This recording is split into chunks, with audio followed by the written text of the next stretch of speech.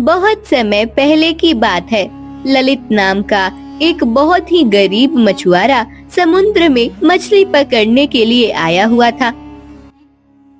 हाँ, आज भी सुबह से दोपहर होने को आई और अभी तक कोई भी मछली, अरे रे, कोई भी मछली जाल में फंसने का नाम नहीं ले रही। और मेरे सभी साथी के जाल में खूब मछलियां भर भर के फंसी हैं। न जाने मेरे ही जाल में मछलियां क्यों नहीं आ रही हैं। अरे रे, अब तो घर में भी खाने के लिए कुछ नहीं बचा। क्या करूं, ऐसे तो मैं भूखों मर जाऊंगा। हाँ, चाहे कुछ भी हो जाए, मछली पकड़े बगैर तो मैं नहीं जाने वाला। आज तो लेके ही जाऊंगा।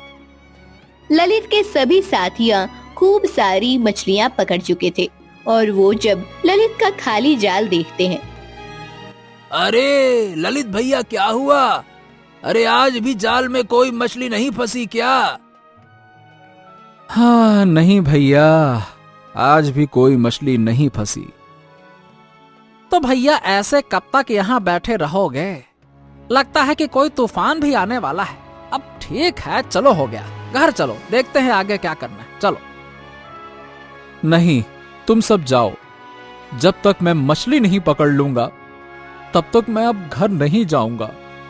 ललित के सभी साथी अपनी अपनी नाव लेकर नदी किनारे आ जाते हैं और मछलियां लेकर घर चले जाते हैं। और ललित बीच नदी में नाव लेकर मछलियां पकड़ने चला जाता है कि तभी अचानक से मौसम बिगड़ने लगता है और ऊंची ऊंची लहरें उठने लगती हैं। ये तूफान लगता है, जोरों का तूफान आने वाला है। इस तूफान में मछलियां पकड़ना खतरे से खाली नहीं है। हाँ, मुझे अपने साथियों की बात मानकर उनके साथ ही चले जाना चाहिए था। अब इससे पहले कि तूफान और तेज हो जाए, मुझे जल्दी से नाव किनारे ले जानी होगी। ललित जैसे ही अपनी नाव को किनारे पर लेकर आता है कि तभी एक तेज की लहर उठती है।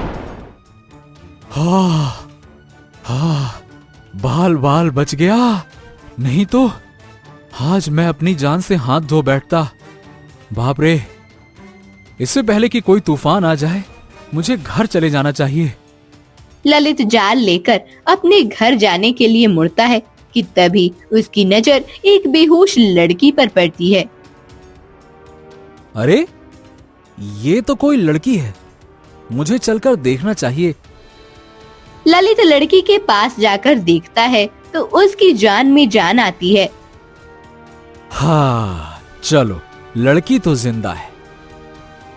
अब मगर ये लड़की है कौन? और ये हमारे गांव की तो नहीं लगती।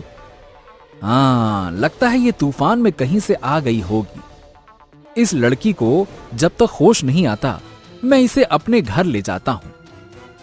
ललित उस लड़की को अपने घर ले जाता है। वह लड़की दिखने में बड़ी ही सुंदर थी, जैसे कोई अप्सरा हो। ललित उसकी खूब अच्छे से देखभाल करता है।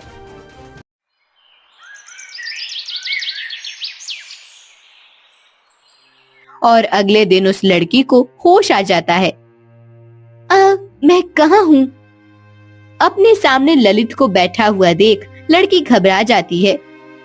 तुम कौन हो? मैं ललित हूँ और तुम मुझे नदी के किनारे बेहोश पड़ी मिली थी। घबराओ नहीं, आराम से। इसीलिए मैं तुम्हें अपने घर ले आया हूँ। और अब तुम कैसी हो और तुम यहाँ आई कहाँ से हो, बताओ। ये सुनकर वो लड़की सोच में पड़ जाती है। नहीं, मैं इस आदमी को कुछ नहीं बताऊंगी।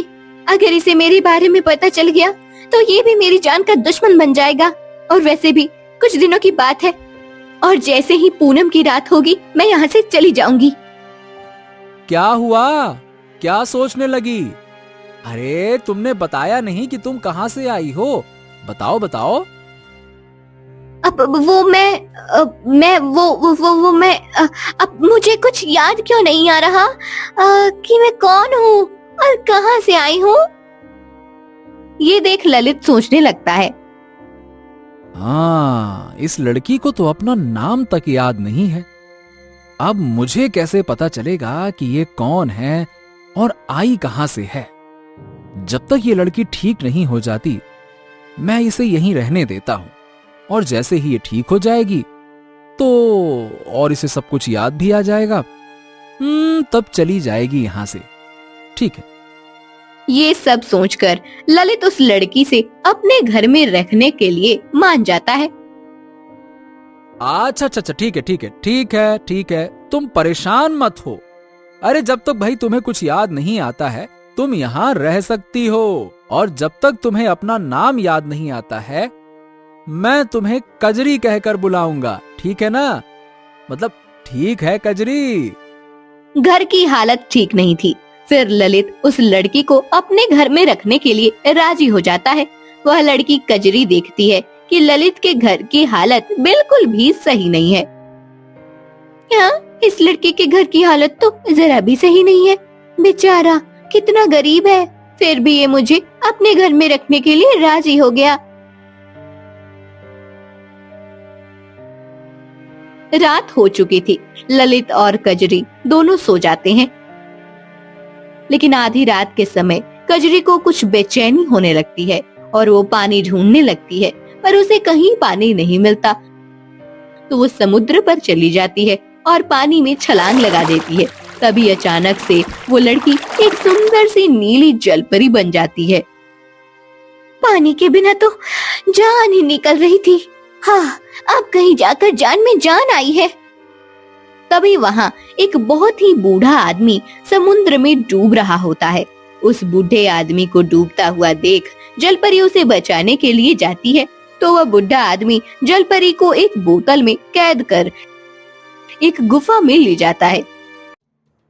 कौन हो तुम और तुमने मुझे इस तरह कैद क्यों किया है?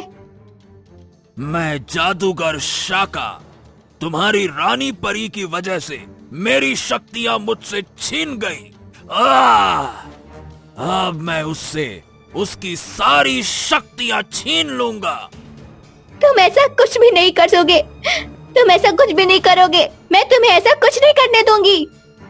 तभी वह जादूगर अपने जादू से जलपरी को एक तोता बना देता है और उसे एक पिंजरे में कैद कर लेता है।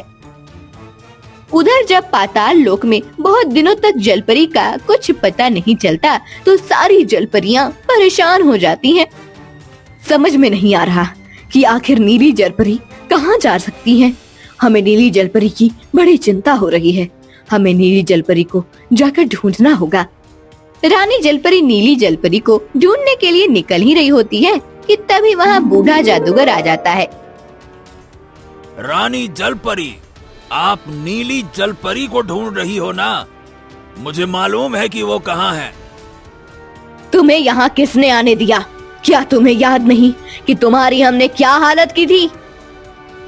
रानी जलपरी, मुझे सब याद है, पर इस समय ये सब बातें करने का समय नहीं है। नीली जलपरी की जान खतरे में है, पहले आप उन्हें बचाइए। ये सुनते ही रानी जलपरी बिना कुछ सोचे समझे जादूगर के साथ चली जाती है। जादूगर रानी जलपरी को गुफा के अंदर ले जाता है और तभी पिंजरे में कैद तोता जोर जोर से चिल्लाना शुरू कर देता है। रानी जलपरी, चली जाओ यहाँ से, नहीं तो ये जादूगर आपको भी कैद कर लेगा। जाओ।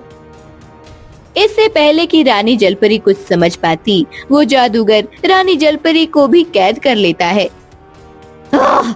जादूगर शाका, तुमने हमें यहाँ धोखे से लाकर अच्छा नहीं किया। इसका परिणाम तुम्हें भुगतना पड़ेगा। क्या तुम भूल गए हो कि हमने तुम्हारी क्या हालत की थी और तुम्हारी सारी शक्तियाँ तुमसे छीन ली थी, फिर भी तुमने ये दोबारा से गलती की। तभी तो मैंने तुम्हें कैद किया कि मैं अपनी शक्तियां वापस ले सकूं। इस पूर्णमासी की रात में मैं तुम्हारी और इस नीली जलपरी की, जिसे तुम तोता समझ रही हो, अरे तुम दोनों की बलि देकर अपनी खोई हुई शक्तियां फिर से प्राप्त कर लूंगा और हमेशा के लिए अमर हो जाऊंगा। तुम हमारा कुछ नहीं बिगाड़ पाओगे जादूगर शाका, कुछ नहीं बिगाड़ पाओगे। नीली जलपरी, तुम तुम हमारी नीली जलपरी हो? तुम्हारी ये हालत। इसे मैंने ही तोता बनाया है और अब बस पूर्णमासी की रात का इंतजार है। फिर मेरी सारी शक्तियां मुझे वापस मिल जाएंगी और मैं अमर हो जाऊंगा।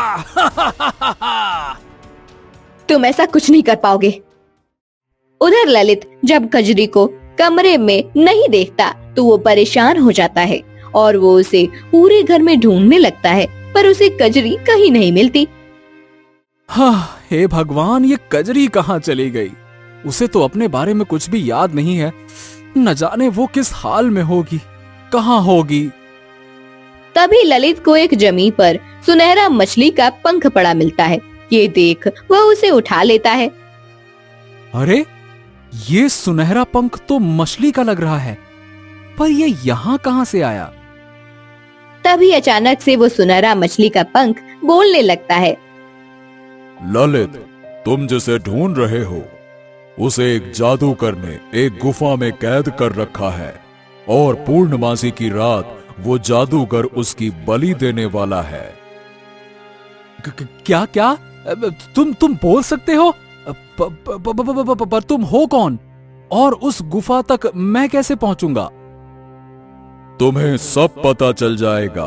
तुम बस मुझे अपने माथे से लगाकर इतना कहना कि मुझे गुफा तक पहुंचा दो। ललित उस सुनहरे पंख को अपने माथे से लगाकर कहता है, मुझे गुफा तक पहुंचा दें जहां वो लड़की कैद है जिसे मैं ढूंढ रहा हूं। इतना कहते ही ललित उस जादूगर की गुफा में पहुंच जाता है और वह वहां रानी जलपरी को देख हैरान होता है। हाँ, तुम कौन हो और यहाँ कैसे आई? इससे पहले कि वो जादूगर यहाँ आ जाए, तुम जल्दी से उसकी जादुई माला लाकर हमें दे दो। ललित बिना कुछ सोचे जादूगर की जादुई माला रानी परी को पकड़ा देता है। रानी परी कुछ मंत्र पढ़ती है और उसकी जादुई माला को भस्म कर देती है, जिससे रानी जलपरी और नीली जलपरी दोनों जादूगर की कैद से आजाद हो जाती हैं। तभी इतने में ही जादूगर वहाँ आ जाता है। रानी जलपरी, ये तूने अच्छा नहीं किया। मैं अभी तुझे और तेरी नीली जलपरी दोनों को भस्म कर दूंगा। जादूगर जैसे ही जलपरी और नीली जलपरी को मारने वाला होता है, तभी रानी जलपरी अपनी शक्ति से जादूगर को भस्म कर देती है। ललित जलपरी और नीली जलपरी को देख हैरान होता है कि वह वही नीली जलपरी थी जो उसके घर में कजरी बनकर रह रही थी। हाँ, तुम कजरी नहीं हो, नीली जलपरी हो। हाँ, मैं नीली जलपरी हूँ। आज तुम्हारी वजह से ही रानी जलपरी और मैं आजाद हो पाई हूँ। तुम बहुत अच्छे इंसान हो ललित, इसलिए हम तुम्हें कुछ देना चाहते हैं। बोलो, तुम्हें क्या चाहिए? रानी जलपरी, मुझे कुछ नहीं चाहिए। तभी रानी जलपरी अपने जादू से एक जाल लाती है और ललित को देती है। ये जादुई जाल है और जब भी इस जाल को तुम समुद्र में डालोगे तो ये कभी खाली नहीं आएगा।